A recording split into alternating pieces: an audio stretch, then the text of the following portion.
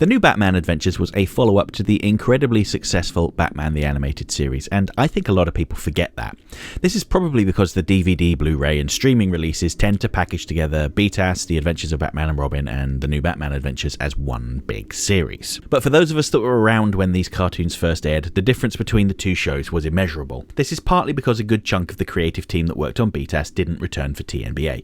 Yeah, we still had Bruce Timm, Paul Dini, Alan Burnett, Dan Reber and so on, but people like Ted Blackman, Eric Radomski, Kevin Altieri, Marty Pasco and Brad Rader moved on to other things. Batman's loss was the gain of shows like Spawn, Gargoyles and The Mighty Ducks. Now that's not to say that TNBA is a bad show, far from it. It was just different. The new team of writers came up with some very interesting villains like Calendar Girl, Roxy Rocket and the subject of today's video, the Judge. So if you haven't seen the episode Judgment Day, prepare for spoilers because we can't talk about this character without discussing the events of that show. The Judge appears to be a new vigilante targeting Gotham's criminals like Killer Croc, the Penguin and the Riddler, dealing out some brutal punishments. Only one villain so far has been able to escape the Judge's punishment, and that is Two-Face. The Judge partners with a sleazy councilman, J. Carroll Cochran, who provides the Judge with intel and then praises his actions in the press. Of course, the Judge would later turn on Cochran when he reveals that he knows that the councilman has been embezzling money. Batman saves the day, of course, and we learn that the Judge is actually Two-Face. Or I should say, a new personality within Harvey Dent that has risen up to combat Two-Face. So before I talk any more about the character, there are a few things from the comic books that I think should be mentioned. While the Judge is technically an original creation, there was a one-and-done Batman villain with that name who appeared in 1974's Detective Comics 441. The original Judge lured Batman to an abandoned mansion by kidnapping Robin and threatening to kill him. The Judge, wearing an Inquisitor's scarlet robes, although they're totally purple, would put Batman through trial by ordeal after he set a number of death traps throughout the mansion, including a tank full of water and vats of molten metal. The Judge, rather unimaginatively, reveals himself to be a real-world judge that has had enough of Batman taking the law into his own hands and is driven by revenge after his daughter was blinded by a stray bullet when Batman had tried to apprehend a masked killer. In a further not-so-shocking plot development, it would be revealed that the Judge himself was the masked killer and he had fired the bullet that had blinded his daughter, but he placed the blame all on Batman. It was supremely hypocritical of the Judge to criticize Batman when he himself was so corrupt. Unfortunately, during the struggle, no one noticed that his blind daughter had wandered into the path of one of the traps and was killed. With his daughter dead and Robin free, Batman took the Judge into custody and we never saw him again. The second character that's pretty similar to the Judge is Janus, a third personality of Two-Face who appeared in 1997's Shadow of the Bat 62 and 63. Janus, the Two-Face god, with one face looking forward to the future and another looking backwards to the past, would appear to foil Two-Face's plans. Although the difference here is that while Janus was a response to Two-Face becoming more dominant, Janus would kill Two-Face's henchmen and make off with the loot from the robberies, so he wasn't exactly presenting himself as a champion of justice. Despite this, Batman was able to end Two-Face's plot by appealing to Janus, who took control and intervened. This story was published while the New Batman Adventures was in development, so it is possible that the story influenced Judgment Day, but it's likely just a coincidence. This wouldn't be the first time that a comic book story wound up covering similar ground to the animated series, completely independent of each other. Just look at Eye of the Beholder and Two-Face Part 1, which I talk about in my video about 2 ways that Batman the Animated Series redefined Two-Face. Go watch that video if you haven't already. So, with the comic book material out of the way, let's go back to the TNBA character. Much like Janus, the Judge is described as a third personality created by Harvey Dent to keep Two-Face in line. Though I suppose technically he's the fourth personality after Harvey Dent, Big Bad Harv and Two-Face. As I've talked about previously, when Harvey Dent was faced with an inescapable problem, being blackmailed by Rupert Thorne, he retreated into his mind, handing over control to his more violent alter, Big Bad Harv. After the accident that disfigured his face, Big Bad Harv retreated in horror, leaving behind Two-Face. Two-Face is an entirely separate identity, completely independent from the others living within his mind. It's not like he switches between Harvey Dent and Two-Face or Big Bad Harv with just the flip of a coin. Despite this, both Two-Face and Harvey Dent have similar goals, namely the eradication of organised crime in Gotham. The difference between the two, however, is that while Harvey Dent wanted to bring the gangsters in and prosecute them, Two-Face was more pragmatic. He knew that they'd cheat the system and end up back in the position of power before too long. So he too would have to cheat the system with his flunky Gil Mason. Two-Face would ensure that all of Gotham's biggest crime lords would be arrested, and then he would step in to fill the vacuum before they could get out and re-establish a foothold.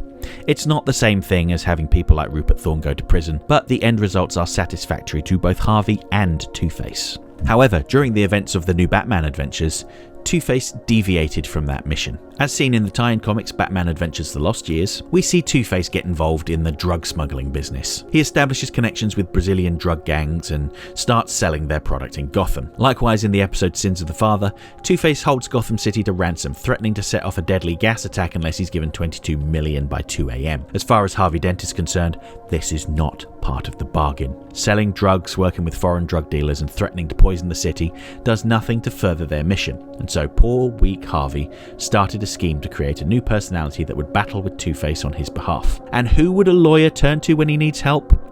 Why, a judge, of course. And this judge is a faceless, wraith-like representative of law and order. And I just want to point out the significance of a man with two faces coming up with an identity with no faces, if that is even grammatically correct. And the judge is pretty ruthless. He has no qualms about throwing the book at the villains of Gotham City. He saves his wrath for those that break the law, but at the same time he lacks compassion. His punishments are swift and firm. With this being a kids show, they couldn't get away with killing anyone on screen, but we see the judge brutalise Killer Croc, the Riddler and the Penguin. Targeting the Penguin was especially bold because he had a veneer of being an honest businessman. The Penguin acted as a fence, selling stolen goods for Killer Croc and Two-Face, but the authorities couldn't do anything about it. Nothing seemed to stick. Enter the judge. He doesn't need a trial or a jury. He bore witness to the criminal acts and dished out what he deemed to be an appropriate punishment, a severe beating. When it comes to Two-Face, the judge is even harsher and condemns him to death. It's not entirely clear if the judge knows that he and Two-Face inhabit the same body, but either way, he would still enact his punishment without hesitation. The final moments of the episode showing Two-Face bound in a straitjacket in Arkham Asylum, talking to himself, declaring himself guilty of his crimes is really unsettling. I have to wonder if the fact that Two-Face admits his guilt to the judge would result in a slightly softer penalty. This was the last episode of the new Batman Adventures to be made, and acts as a really creepy end to the series, although I still think Holiday Nights would have been a much better final episode, but I've ranted about that enough already, and you know me, I'm going to talk about it more in the future. But what about Two-Face and the judge? Well, the judge doesn't make a proper appearance again, but Two-Face would go on to make a handful of appearances in the new Batman Adventures tie-in comics, Gotham Adventures, and Batman Adventures Volume 2, as well as a brief cameo in the direct-to-DVD film Justice League and the Fatal Five. Of all these appearances, the most relevant to this video is Gotham Adventures 12.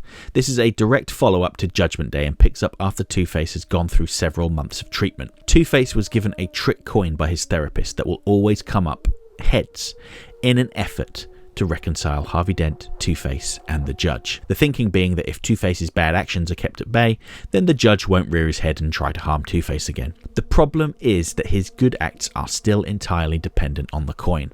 It's not that Two-Face has turned over a new leaf. It's like trying to put a band-aid on a severed limb. And of course, then there's the fact that Two-Face knows that the coin has been tampered with.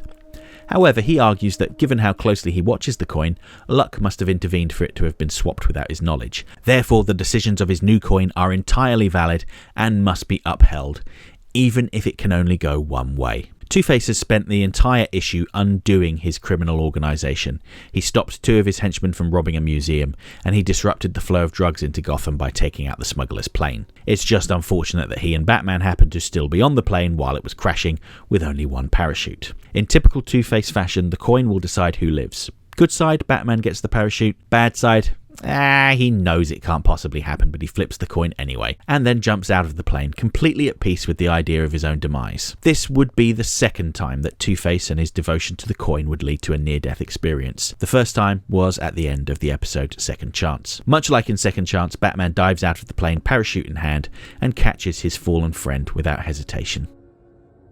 The judge may have only made one appearance in the DCAU, but the impact he made on Two-Face would be lasting. And I'm sure I'm not the only one that felt a tinge of sadness seeing him appear in Justice League and the Fatal Five. This film takes place years after the events of the new Batman adventures, and we see Harvey Dent still there in Arkham Asylum, still struggling with his anger, unable to move on from the events that created Two-Face. Okay, that's the end of the video. Thank you for making it all the way through if you did. If you enjoyed the video, please do all the usual stuff like share, subscribe, comment, tell your friends about me. Michael Keaton quote there. I've enabled super thanks, so if you really enjoyed the video and have the means, feel free to send over $1 or $2. It really helps with the production costs of my videos. This video about the Judge was selected through a viewer poll. I'm going to try and do more of these polls in the future, but next week I'm going to be back talking about another fan favourite character, the Grey Ghost. So hopefully see you then.